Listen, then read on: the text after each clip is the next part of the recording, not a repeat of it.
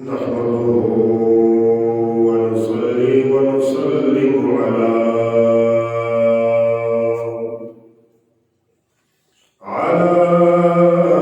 رسوله الكريم. أما بعد فأعوذ بالله من الشيطان الرجيم. بسم الله الرحمن الرحيم.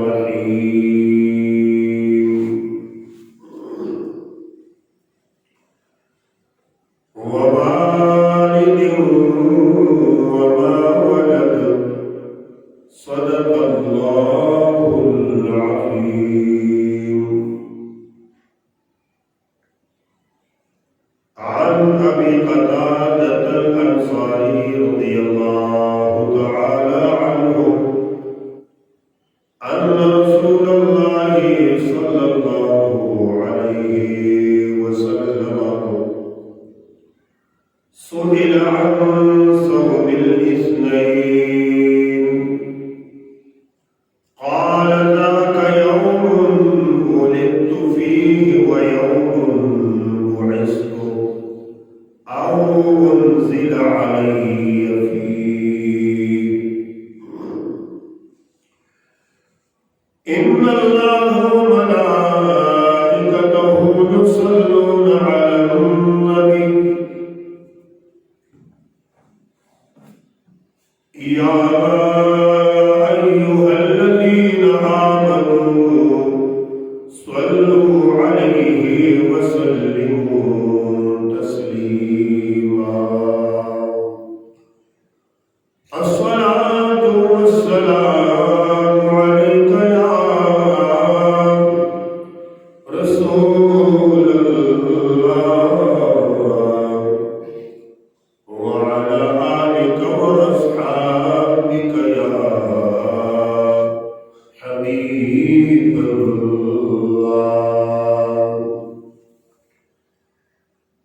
الصلاة والسلام عليك يا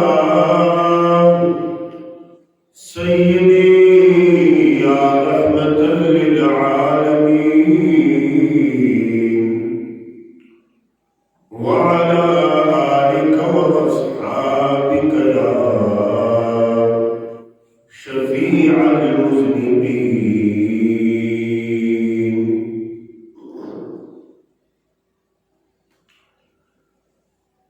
بعد الحمد والصلاة قابل قدر حاضرین،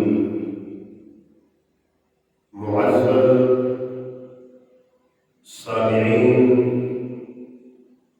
سامعات، خواتین و حضرات،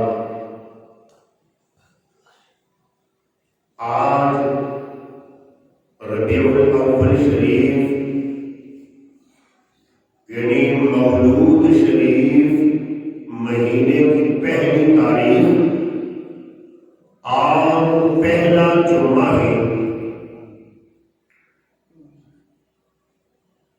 آپ سب کی خدمت میں ممبر رسول صلی اللہ علیہ وآلہ وسلم سے مولود شریف، ربیع الاول شریف، نبی پاک صلی اللہ علیہ وآلہ وسلم کی ولادت، پیدائش، دنیا میں تشریف آوری پر دل کی اللہ گرائیوں سے اور سلیم قلب سے مبارکباد پیش کرتا ہوں. اللہ رب العالمین سارے علماء مصطفیٰ علیہ السلام، سارے نبی کے غلاموں کو، مرد ہے یا خواتین تھی، سب کو اپنے رب کے اس عظیم نعمت پر مختلف انداز میں شکریہ ادا کرنے کی توفیق عطا فرمائے. سامعین اور ناظرین، صحابہ کرام رضوان اللہ تعالی علیہم اجمعین نے ایک مرتبہ نبی رحمت نبی مہربان صلی اللہ علیہ وآلہ وسلم سے سوال کیا، مسئلہ دریافت فرمایا، عرض کرنے لگے یا رسول اللہ صلی اللہ علیہ وسلم، آپ ہر سوموار کو روزہ رکھتے ہیں، ہر پیر کے دن آپ روزہ رکھتے ہیں، یا رسول اللہ اس کی کیا وجہ ہے؟ یہ مسلم شریف کی حدیث نمبر 2643 اور 2645 کتاب الصیام میں اس حدیث کو امام مسلم نے نقل فرمایا کہ یا رسول اللہ صلی اللہ علیہ وسلم، آپ ہر سوموار کو روزہ رکھتے ہیں، حضور اس کی علت کیا ہے، اس کی وجہ کیا ہے، اس کا سبب کیا ہے؟ کیا یہ سوموار کا دن اتنا مقدس ہے، اتنا بڑا ہے، اتنا مبارک ہے کہ آپ ہر سوموار کو روزہ رکھتے ہیں؟ یہاں یہ بات قابل غور ہے کہ سال میں کتنے سوموار آتے ہوں گے؟ بشمول رمضان شریف کے، اگرچہ رمضان شریف میں آپ فرض روزے رکھا کرتے تھے، بشمول رمضان شریف کے آپ ذرا حساب کریں تو آپ کو اندازہ ہو جائے گا، معلوم ہو جائے گا کہ سال میں کتنے سوموار آتے ہیں۔ آپ صلی اللہ علیہ وآلہ وسلم ہر سوموار کو روزہ رکھتے تھے، صحابہ کرام آپ کو دیکھتے تھے،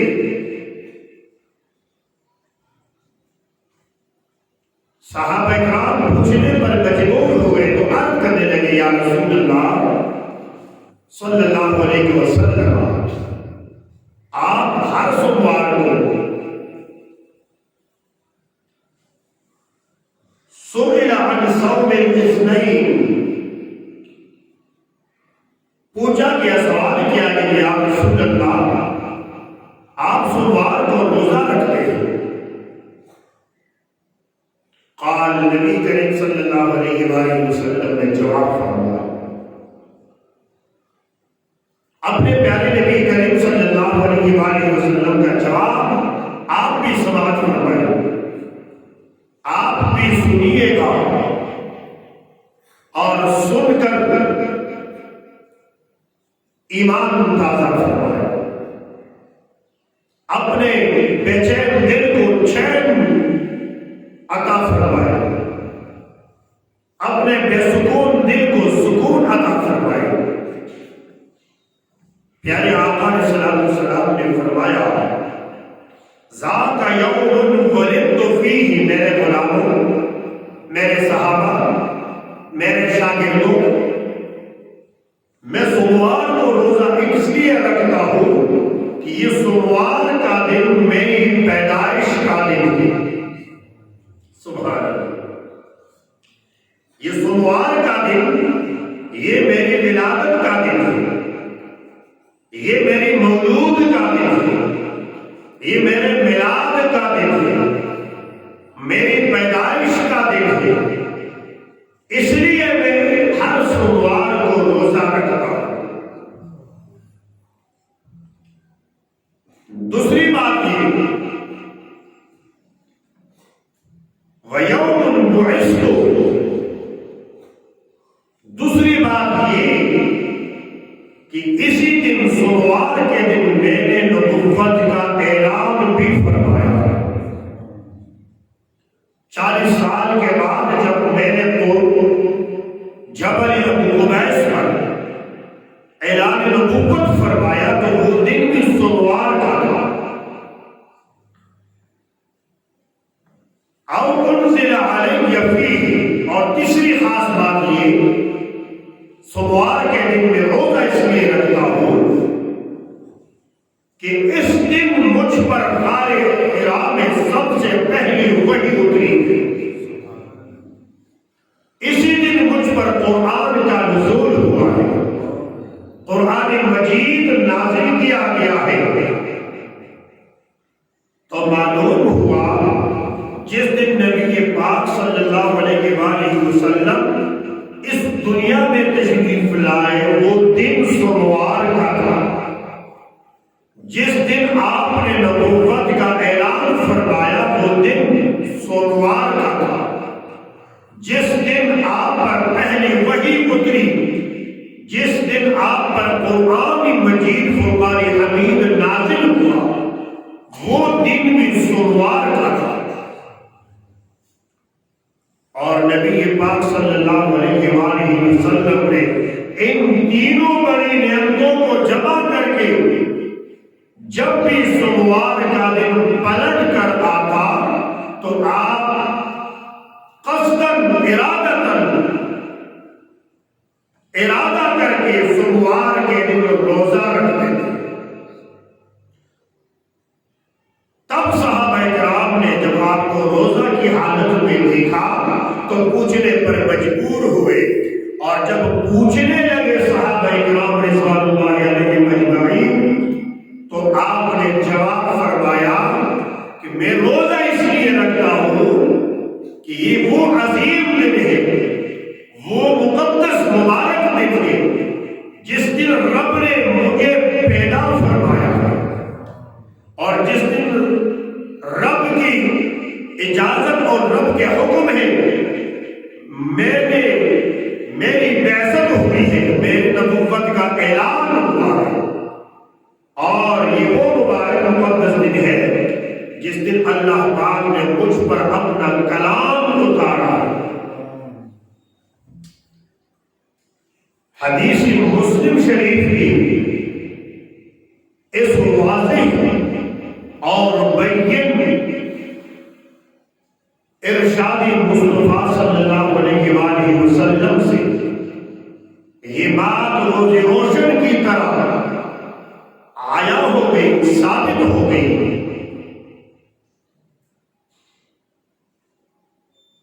کہ نبی کریم صلی اللہ علیہ وآلہ وسلم صرف کسی خاص مہینے میں نہیں بلکہ سال کے ہر سوموار کو اپنا میلاد مناتے تھے، اور میلاد منانے کے لیے آپ روزہ شریف رکھتے، تو ہمیں ایک بنیاد مل گئی کہ میلاد کی خوشی منانا، میلاد نبی صلی اللہ علیہ وآلہ وسلم پر خوشی کے طور پر اللہ کا شکر ادا کرنا، یہ نبی کریم صلی اللہ علیہ وآلہ وسلم کی سنت ہے۔ یہ بدعت حرام مکروہ ناجائز نہیں، جو اسے ناجائز بدعت حرام مکروہ جیسے الفاظ سے موسوم کرتے ہیں، ہماری دعا ہے اللہ انہیں ہدایت عطا فرمائے، اللہ پاک انہیں ہدایت کی دولت عطا فرمائے۔ وہ لوگ بڑے بد نصیب، بڑے بدبخت ہیں، بد اخلاق ہیں جو نبی کریم صلی اللہ علیہ وآلہ وسلم کے مولود شریف کو، میلاد شریف کو، پیدائش شریف کے دن خوشی منانے کو ناجائز حرام مکروہ بدعت کہتے ہیں، بڑے بد نصیب ہیں۔ لہذا اس قسم کے لوگوں کی باتوں میں نہیں آنا، اس طرح کہنے والے اور اس طرح نظریہ رکھنے والوں کی چھال میں نہیں پھنسنا۔ یہ ہمارے نبی کے عمل کے خلاف ہے۔ نبی کا عمل ہے کہ سوموار کے دن نبی کریم صلی اللہ علیہ وسلم روزہ رکھتے تھے، اس خوشی میں کہ اس دن آپ کی ولادت ہوئی، اس دن آپ کی بعثت ہوئی، اور اس دن آپ پر قرآن اتارا گیا ہے۔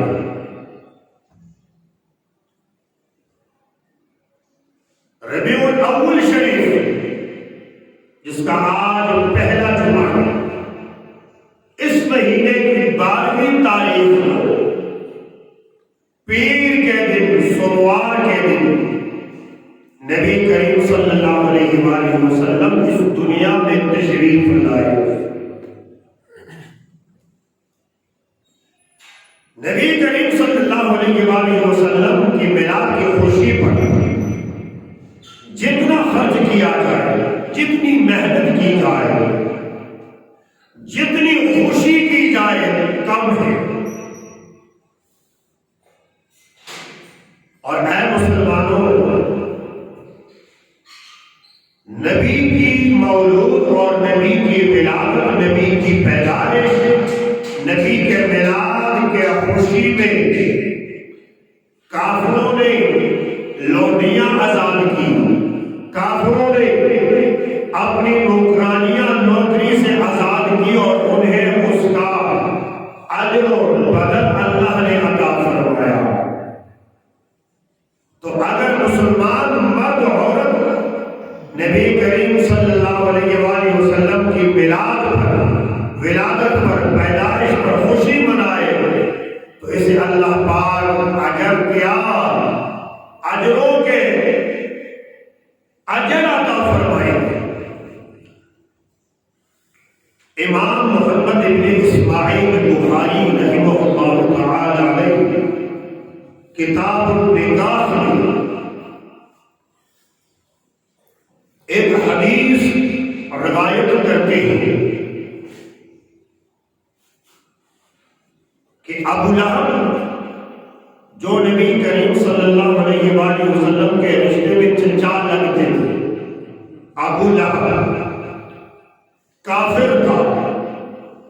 بدنصیب تھا، بدبخت تھا، اسلام کی دولت سے محروم رہا۔ ابو لہب جس کے بارے میں قرآن کی پوری ایک سورت اللہ پاک نے اتاری کہ ابو لہب اور اس کی بیوی ہلاک ہو گئے، ان کے دونوں ہاتھ ٹوٹ گئے۔ وہ ابو لہب جو کافر تھا، بدبخت تھا، بدنصیب تھا، پرانے وقتوں میں گھر میں لونڈیاں ہوا کرتی تھی، نوکرانیاں عورتیں ہوا کرتی تھی، جس کو کنیز بھی کہتے ہیں، لونڈی بھی کہتے ہیں، سفینہ بھی کہتے ہیں۔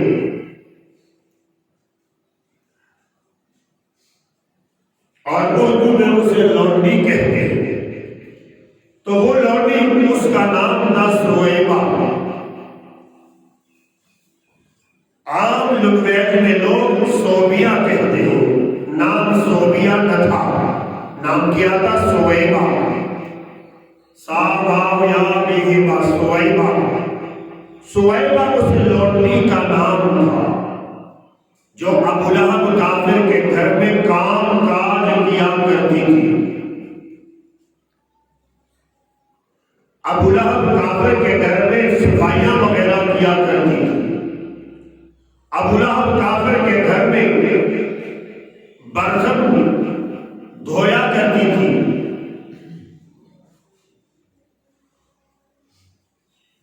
جب نبی کریم صلی اللہ علیہ وآلہ وسلم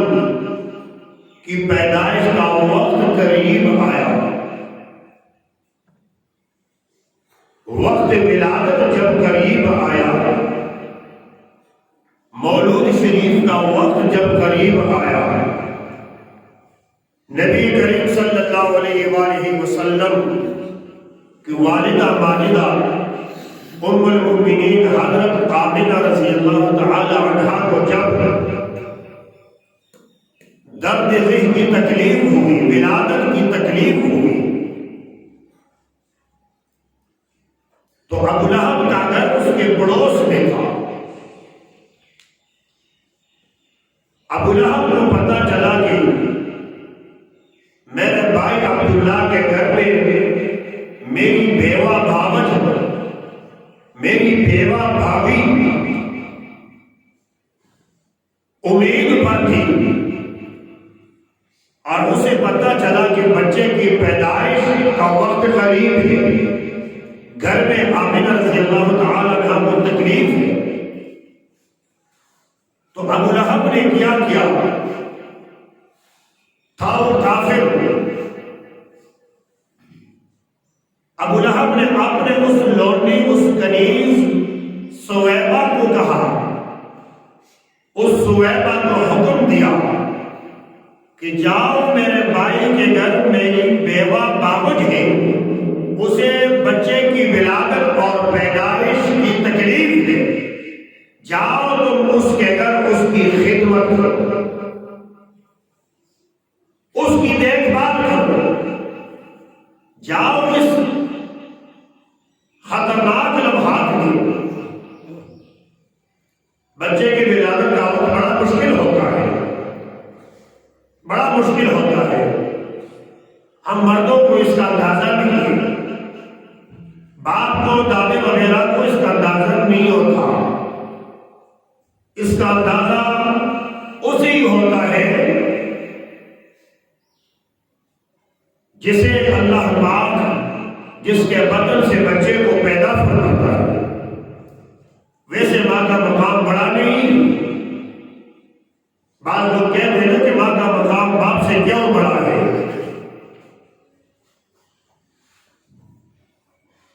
وہ کسی نے خانہ کعبہ میں طواف کر رہا تھا، ماں ساتھ تھی، تو اس نے اپنی ماں کو اپنے کندھوں پر اٹھا کر طواف کرایا، ساتھ کے ساتھ چکر لگائے، تو اس نے کہیں سوچا کہ میں نے اپنی ماں کا حق ادا کر دیا۔ آواز آئی کہ ولادت کے وقت، پیدائش کے وقت تیری ماں جو ایک آہ نکالتی تھی،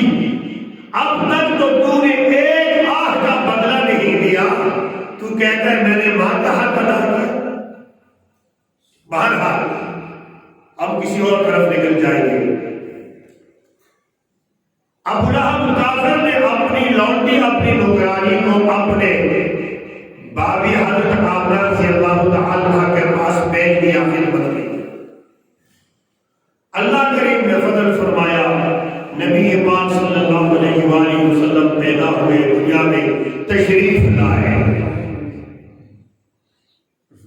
گھر میں بڑی خوشیاں ہوئی، گھر کے افراد ایک دوسرے کو مبارکباد دینے لگے، ایک دوسرے کو خوشخبریاں دیتے، مبارک ہو عبداللہ کا یتیم بیٹا پیدا ہوا، مبارک ہو ابو طالب کا یتیم بھتیجا پیدا ہوا، مبارک ہو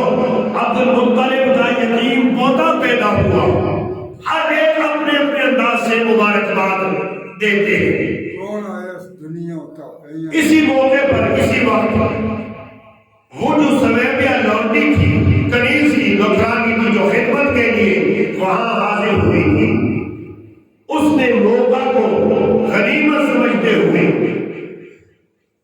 کہ میں جاؤں اپنے سربراہ ابو لہب کو مبارکباد دوں، شاید کہ مجھے اس مبارکباد کے بدلے میں کوئی انعام مل جائے۔ دوڑتی ہوئی آئی اپنے گھر میں، دوڑتی ہوئی آئی اپنے آقا ابو لہب کے پاس اور کہنے لگی، آقا بزرگوں مبارک ہو، آپ کے فوت شدہ بھائی عبداللہ کے گھر میں آپ کا یتیم بھتیجا، عبداللہ کا یتیم بیٹا کو مبارک ہو۔ وہ بھی بڑا خوش ہوا، ابو لہب بڑا خوش ہوا، اس لیے نہیں کہ وہ نبی آ رہے ہیں، اس لیے خوش نہ ہوا کہ وہ نبی آخر الزمان ہے، اس لیے خوش نہ ہوا کہ اللہ کے محبوب آ رہے ہیں، اس لیے خوش نہ ہوا کہ محسن انسانیت تشریف لائے ہیں، اس لیے خوش نہ ہوا کہ سید المرسلین تشریف لائے ہیں، اس لیے خوش ہوا کہ میرے فوت شدہ بھائی، میری بیوہ باوج کے گھر میں میرا ایک یتیم بھتیجا پیدا ہوا۔ بھتیجے ہونے کے ناطے، بھتیجے ہونے کے رشتے کی نسبت سے اس نے اس لونڈی کو، سویبیہ کو، جس نے اسے خوشخبری سنائی، یتیم در یتیم حضرت محمد رسول اللہ صلی اللہ علیہ وآلہ وسلم کی، جب خوشخبری سنی تو اس ابو لہب کافر نے یہ انگلی کڑا کر دی، یہ شہادت والی انگلی، یہ انگلی اس طرح کڑا کر کے اس سویبیا کی طرف، اس لونڈی کی طرف اشارہ کیا اور اشارہ کر کے کہا، اے سویبیا، تو نے مجھے میرے یتیم بھتیجے کی خوشخبری دی، اس خوشی میں تجھے اپنی غلامی سے، نوکری سے آزاد کر دیتا ہوں، آج کے بعد تو غلام نہیں، تو آزاد ہے۔ کسی کی غلامی سے آزاد ہونا یہ بہت بڑی دولت، بہت بڑی نعمت ہے۔ ہمیں اس کا احساس اس لیے نہیں ہوتا کہ ہم کسی کے غلام نہیں، ہم کسی کے غلام نہیں۔ جیل میں ایک ہفتے کے لیے جائے تو پتہ چل جاتا ہے کہ آزادی کیا نعمت ہے، تو جیل کے اندر یا کسی کے گھر کے اندر غلامی کی زندگی گزارنا کتنی تکلیف دی ہوتی ہے۔ تو اس نے دل میں سوچا ہوگا سویبا نے کہ بس میں نے اتنی بڑی مبارکباد دی، واقعی مجھے بڑی نعمت مل گئی، روٹی تو مجھے ملے گی، کپڑا بھی ملے گا، سب کچھ ملے گا، لیکن آزادی کسی کو ملتی ہے۔ حقیقت حال کچھ اور تھی کہ آنے والے لوگوں کو غلامی کی زندگی سے نکالنے تشریف لا رہے ہیں، اور جس غلام خاتون نے پہلے اپنے کافر آقا کو، آقا مدنی آزاد کرانے والے ذات کی آمد اور ولادت کی خوشخبری دی، تو سب سے پہلے خاتون آپ کی مبارکباد کی خوشخبری میں آزاد ہو گئی۔ سویبا آزاد ہو گئی۔ ابو لہب نے خوشی کے طور پر بھتیجا سمجھ کر آزاد۔ اب دیکھتے ہیں کہ اس خوشخبری پر سویبا کو کیا انعام ملا، اور اس خوشخبری میں ابو لہب کافر کے غنیمت آزاد کرنے پر کیا کچھ ملا۔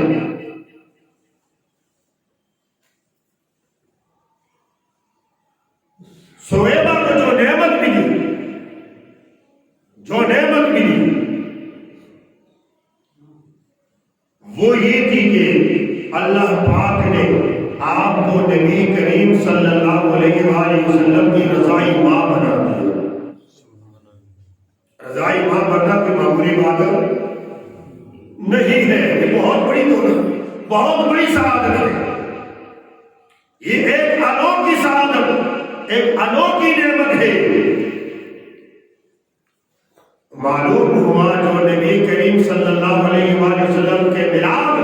ولادت پیدائش پر خوشی مناتے ہیں، اللہ کریم اسے نبی کریم صلی اللہ علیہ وآلہ وسلم کی ذات والا سطودہ صفات سے ایسی نعمت عطا فرماتا ہے کہ وہ نعمت انوکھی نعمت ہوا کرتی ہے۔ اس لیے میرے بھائیوں، میرے دوستوں اور میری ماں بہنوں، اپنے راستے کو نہ چھوڑنا، اپنے دین کو نہ چھوڑنا، اپنے نظریے کو نہ چھوڑنا۔ 1400 سال سے جو نظریہ، جو دین، جو راستہ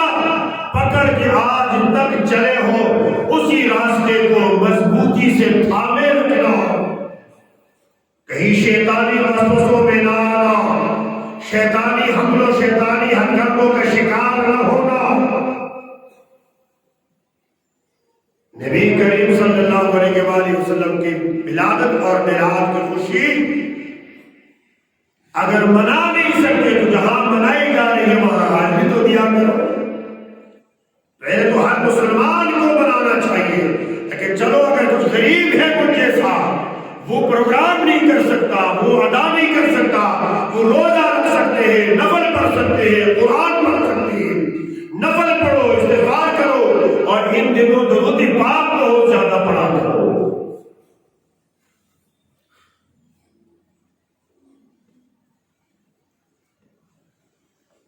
جب ابو لہب اس دنیا سے کفر کی حالت میں مرا. مرنے کے بعد وہ کیسے مرا، اس کے مرنے کی کیفیت کیا تھی، واقعہ کیا تھا، اس طرف میں جانا نہیں چاہتا. وہ پھر کسی وقت انشاءاللہ اگر زندگی رہی آپ کے گوش گزار کروں گا. اس دنیا سے جب وہ کفر کی حالت میں چلا گیا تو عظیم محدث ابن حجر اسقلانی اپنی مشہور زمانہ تصنیف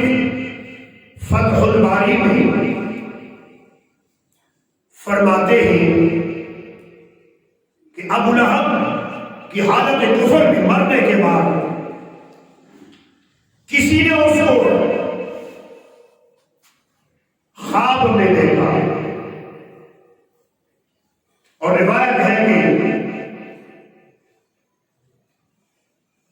حضرت عباس رضی اللہ تعالی عنہ نے دیکھا. خواب میں جب دیکھا تو آپ کی برزخی حالت، قبر کی حالت بڑی خراب تھی، مشکل میں تھی، پریشانی میں تھی،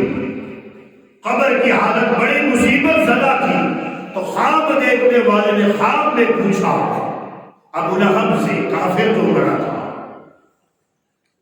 کہ بتا تیری حالت کیسی ہے، تیرا وقت کیسا گزرتا ہے، تیرے قبر کے لمحات کیسے گزرتا ہے.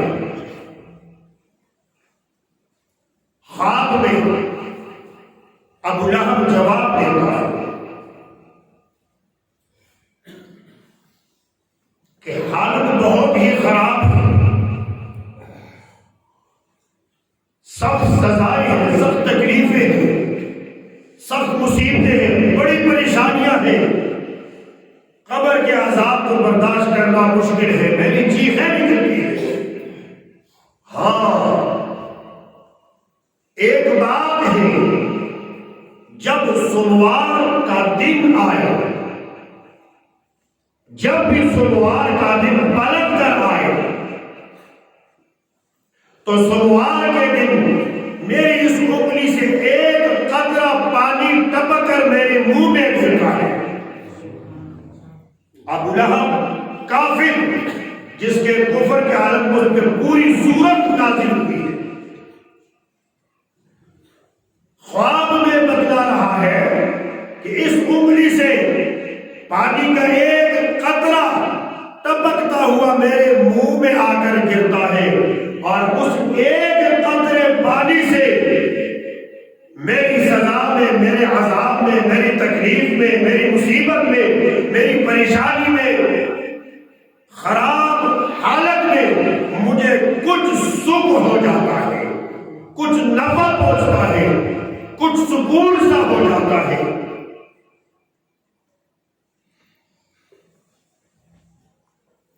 تو شارحین بخاری میں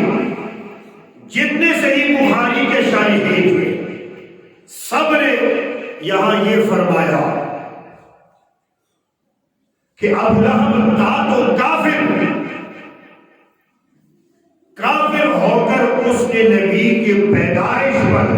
خوشی منائے، اور خوشی منانے میں اپنا مال خرچ کیا، اپنی لونڈی خرچ کی، اپنی کنیز کو آزاد کیا. اللہ پاک نے اپنے نبی کے میلاد کی برکت سے ایک کافر کو بھی نفع سے محروم نہیں رکھا. ایک قطعی کافر کو، ابو لہب جیسے کافر کو بھی نبی پاک صلی اللہ علیہ وسلم کی میلاد، نبی پاک صلی اللہ علیہ وسلم کی ولادت کی خوشی کرنے کی وجہ سے ایک کافر کو بھی محروم نہیں رکھا. تو اے مسلمان، اے نبی کا کلمہ پڑھنے والے، اے نبی کے غلامی کا پٹا گردن میں ڈالنے والے، اے صبح و شام نبی کا نام لینے والے، اے نبی کے غلام، اے نبی پر جان دینے والے غلام، جب تو نبی کا میلاد منائے، نبی کی ولادت کی خوشی منائے، تو تو کب اللہ اللہ کے فضل سے محروم رہ سکے گا؟ اگر وہ نبی کے دشمن کو، وہ رب اپنے دشمن کو نبی کے ولادت کو خوشی منانے پر نفع دیتا ہے، تو اے اللہ کو ایک ماننے والے مسلمان، اللہ کے رسول کو برحق ماننے والے غلام، قرآن کو برحق کلام ماننے والے قاری، تجھے اللہ اس خوشی پر کتنی نعمتوں سے نوازے گا، کتنی برکتوں سے نوازے گا، تیری کتنی مصیبتیں دور فرمائے گا، تیری کتنی انوکھی مشکلیں اللہ کریم آسان فرمائے گا۔ اپنے انداز میں خوشی مناؤ، یہ خوشیوں کا مہینہ ہے، یہ غم کا مہینہ نہیں، یہ خوشیوں کا مہینہ ہے۔ اور خوشی کس طرح، کچھ لوگوں کو ہم نے اس طرح خوشی کرتے ہوئے بھی دیکھا جن میں وہ ناچتے ہیں، جن میں دوڑ بھی مارتے ہیں اور بھی شرعی کام کرتے ہیں۔ کچھ ایسے بھی ہیں جن میں لڑکیاں بے پردہ ہو کر باہر نکلتی ہیں، خواتین بے پردہ ہو کر مجلسوں میں جاتی ہیں، یہ شریعت میں بالکل حرام ہے۔ جس ذات کے ہم میلاد منا رہے ہیں وہ رحمت بن کے آیا، وہ شریعت کا قانون لے کر آیا ہے، ہمیں اس کے قانونی شریعت پر اللہ کا شکر ادا کر کے خوشی منانی چاہیے۔ خوشی کی ہزاروں لاکھوں قسمیں ہیں، کوئی جس انداز سے خوشی منائے، بس اتنا سوچے کہ میں جو خوشی منا رہا ہوں شریعت کا کوئی حکم سے پامال تو نہیں ہو رہا، شرعی کوئی حکم خراب تو نہیں ہو رہا میری خوشی سے، شرعی کسی حکم پر قدغن تو نہیں آتا ہے میری خوشی سے۔ بس شریعت کا حکم دیکھو کہ شرعی کسی قید، کسی حد، کسی قانون، کسی قاعدے، کسی حکم پر داغ نہ آئے، باقی آپ جتنی خوشی منا سکتے ہیں کم۔